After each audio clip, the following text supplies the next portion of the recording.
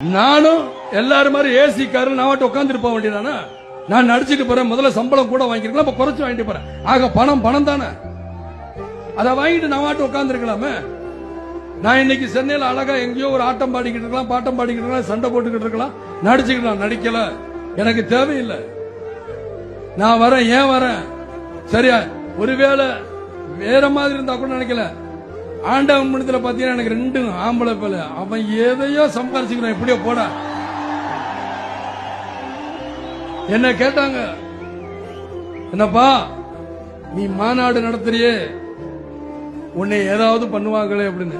என்ன மிஞ்சி மிஞ்சி என்ன சார், வருமானத்துறையில தானே பயமுறுத்த முடியும், வேற எதுலையும் என்னை பயமுறுத்த முடியாது.